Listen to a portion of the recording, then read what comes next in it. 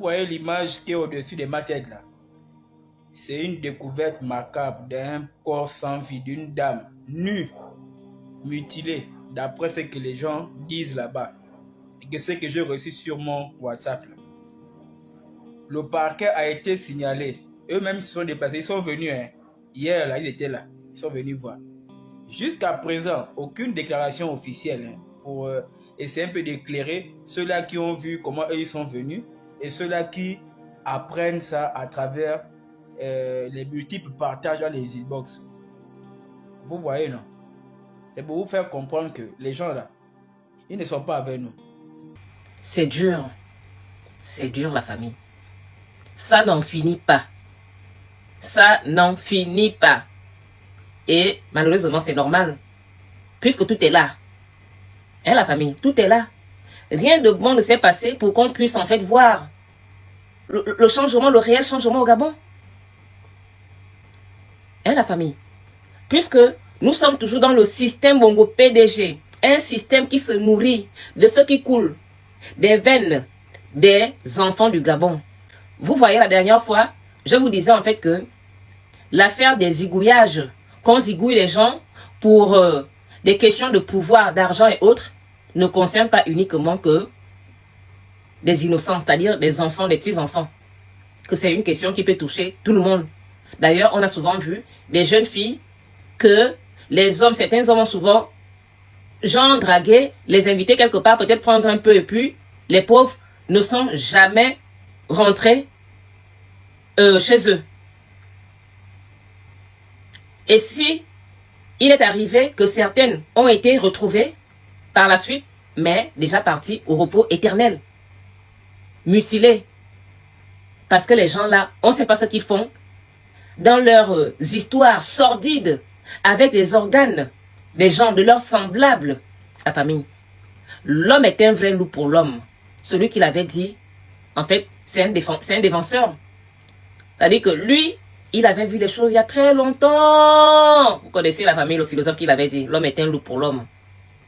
Je pense que, en fait, il voyait déjà le danger venir. Il connaissait la méchanceté que possèdent nous les hommes.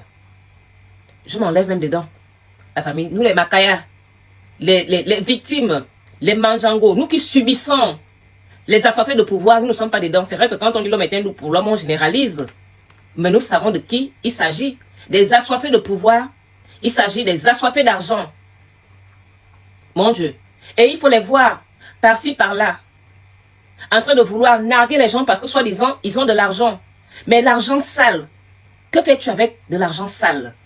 Tu penses que qui peut t'envier parce que tu possèdes de l'argent sale ou bien parce que l'argent n'a pas de couleur? Que ces gens-là pensent pouvoir tromper les gens de la famille. C'est pourquoi on vous dit souvent de ne jamais envier qui que ce soit.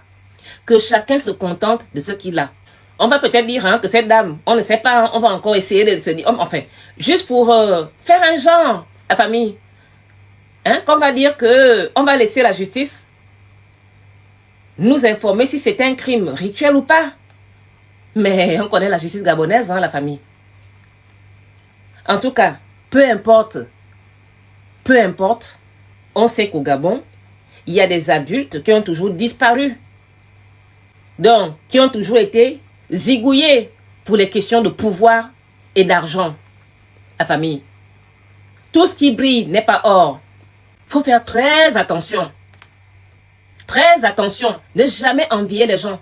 Se contenter du peu qu'on a, la famille. Ce qui fait que beaucoup de personnes pensent en fait ne pas avoir réussi dans leur vie. C'est le fait qu'on nous ait vendu une illusion. Une vie de bling bling, une vie d'argent, une vie de qu'une personne doit avoir 4, 5, 6 maisons. Pour faire quoi? Juste pour vouloir en fait narguer les autres. Vouloir montrer qu'on est arrivé, on ne sait pas où. Est-ce que ça va te rendre immortel? Vanité de vanité, la famille. Nous devons tous faire ce que nous pouvons pour avoir le strict minimum. Parce que le strict minimum est suffisant. C'est-à-dire, prier Dieu. Bien sûr, en fournissant des efforts. Parce que Dieu n'est pas maçon pour venir conscient pour nous. Donc, prier Dieu. C'est-à-dire, tu fais déjà toi déjà des trucs qui sont susceptibles en fait t'aider dans ta vie. Et prier Dieu pour que cela vraiment puisse vraiment prendre. Pour que tu puisses construire ta petite maison. Avoir ton mari, ta femme, vos enfants. Une fois, vous avez une vie stable, comme je viens de le dire là, vous continuez à prier Dieu. Parce que ne jamais se séparer de Dieu, la famille. Même quand ça va bien dans notre vie, on doit toujours avoir Dieu avec nous.